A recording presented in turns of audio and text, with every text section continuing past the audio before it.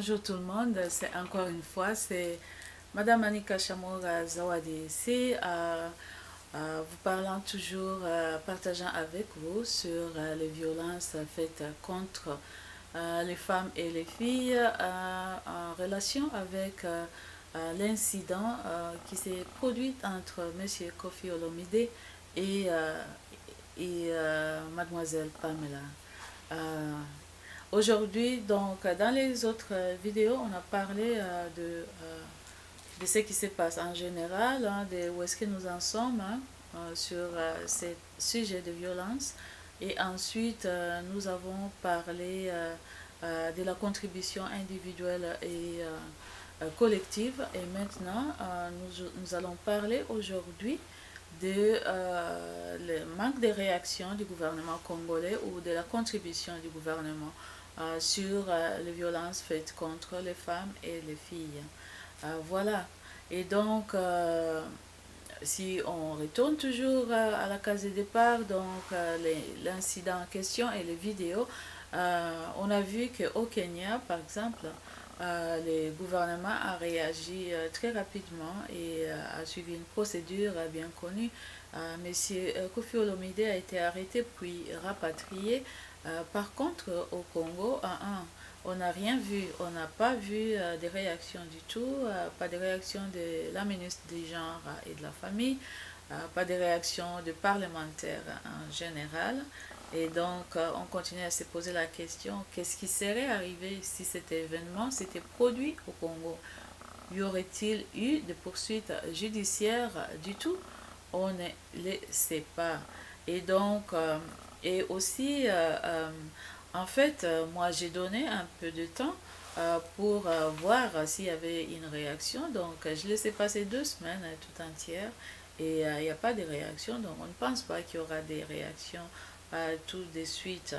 Mais pour moi, encore une fois, c'est aussi simple. Si vous ne condamnez pas la violence, vous la prouvez.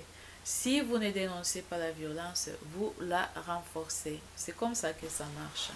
Et donc, ça, c'est mon message au gouvernement congolais et aux officiels congolais en général.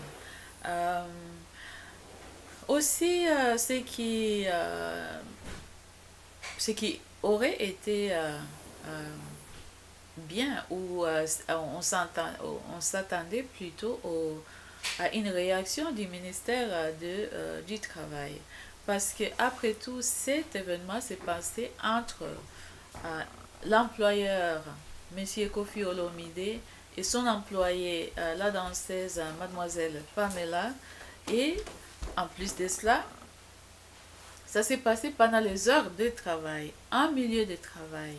Mademoiselle Pamela était en train de voyager pour son travail et la reproduction au Kenya. Donc c'était pendant les heures de travail, en milieu de travail qu'elle s'est fait agresser. Et nous, on a espéré que le ministère du Travail va en parler. Mais ça n'a pas été le cas. Et pourtant, ça aurait été une bonne opportunité pour le ministère de lancer un message fort et clair qu'il y a tolérance zéro dans les lieux du travail en ce qui concerne les violences faites contre les femmes et les jeunes filles. Voilà. Et c'est vraiment dommage parce que pour une fois, on aurait eu à entendre votre intervention parce que ça fait quand même des années, des décennies qu'on entend des rumeurs, je dis bien rumeurs, sur des choses pas bien qui se passent dans l'industrie musicale. À commencer par les droits d'auteur, les gens qui ne perçoivent pas leur argent. On continue par les abus verbaux, les abus physiques, les abus même sexuels. Et pas du tout, pas une seule fois, on n'a jamais entendu, vous, les ministères du Travail, parler à propos de ce sujet ou nous dire que vous êtes en train de mettre de l'ordre ou tout simplement intervenir. Et donc là, on se demande en fait quelle est votre position. Quelle est votre position? On se demande est-ce que vraiment cette industrie musicale est réglementée? Est-ce que les gens connaissent vraiment leurs droits et leurs responsabilités, en commençant par les patrons et leurs travailleurs? Parce que après tout, être danseur ou être chanteuse, chanteur, c'est un travail comme un autre. Et donc, il y a des règles et procédures qui doivent être établies et connues par tous pour qu'il y ait un peu d'ordre, non seulement de l'ordre, mais aussi la protection de tous ceux qui sont impliqués. Et donc, voilà, on est toujours en attente de votre réaction, mais ce n'est pas trop tard. Vous avez encore le temps de nettoyer, le temps de sécuriser les places de travail des chanteurs, des danseurs, y compris les employés et les employeurs. Et donc voilà, la balle est dans votre camp. On ne sait pas si au ministère du Travail, il y a un endroit spécial ou spécifique où les gens de l'industrie de musique peuvent quand même venir déposer leurs doléances quand ils se sentent lésés ou quand ils ont à faire face à des actes de violence comme l'a eu mademoiselle Pamela. Et donc, voilà, nous, seulement en tant qu'observateurs et en tant que travailleuses du droit, droits des femmes et droits humains, on se pose cette grande question-là. Cela étant dit, on passe maintenant, on retourne aux officiels congolais. Les officiels congolais n'ont pas pensé que c'était nécessaire de lancer un message fort et clair, qu'il devait y avoir une tolérance zéro en République démocratique du Congo en ce qui concerne les violences faites contre les femmes et les jeunes filles. Et que en fait ces actes-là étaient des actes criminels. C'est une opportunité manquée, mais la porte reste encore ouverte. Je veux dire, la porte est vraiment grande ouverte et j'interpelle ici non seulement le gouvernement, mais surtout les parlements congolais. Ça fait 10 ans, ça fait plus de 10 ans que la loi spécifique sur les violences faites contre les femmes et les filles est devant vous et elle n'est pas passée. Voilà une opportunité pour passer cette loi, pour faire son implémentation et l'appliquer sur tout un chacun également. Voilà.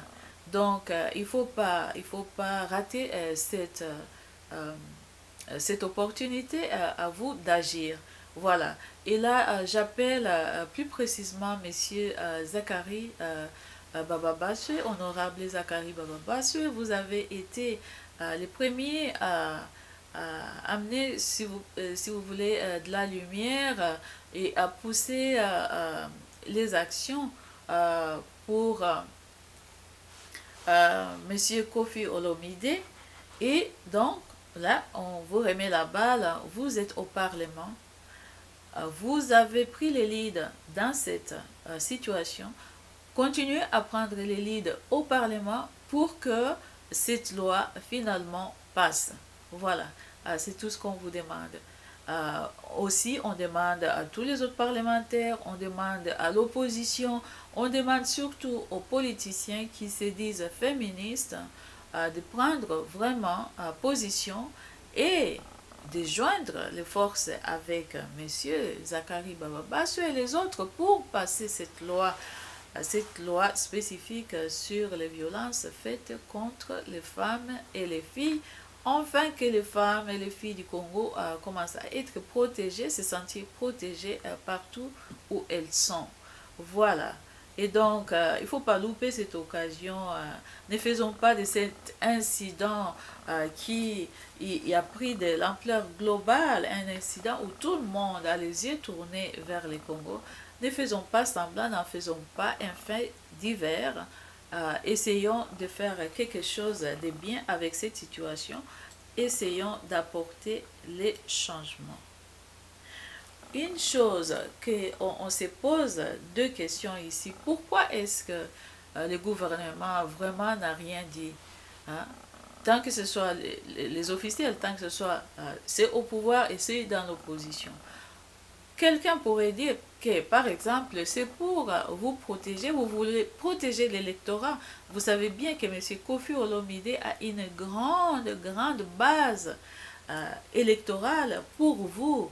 Et vous ne voulez pas, surtout pas vous la mettre à dos. Et donc, en faisant cela, vous choisissez vos intérêts plutôt que de protéger les femmes et les filles du Congo. Vous n'êtes pas là pour ça. Vous êtes au service de toute la population. Voilà. Et une autre question aussi qu'on se pose, pourquoi cette loi traîne depuis 10 ans devant vous, le Parlement? Est-ce que c'est parce que la plupart d'entre vous vivent dans des situations d'abus? Est-ce que c'est vraiment cela? Et vous pensez que cette loi ne vous sera pas favorable? Bien, c'est dommage. Donc, c'est un moment de vérité, un moment de, voilà, de changement qui est là pour tout le monde.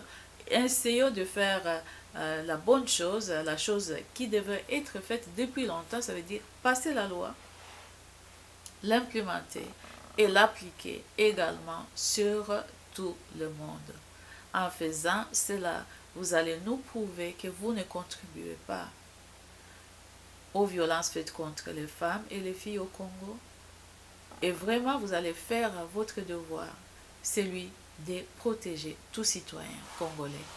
Voilà, merci. C'est là notre vidéo pour aujourd'hui. La prochaine fois, on va essayer de donner, de partager un peu de connaissances en matière de violences faites contre les femmes et les jeunes filles, toujours en se basant sur vos opinions dans les vidéos et dans les commentaires sur l'internet. Merci beaucoup et à très bientôt.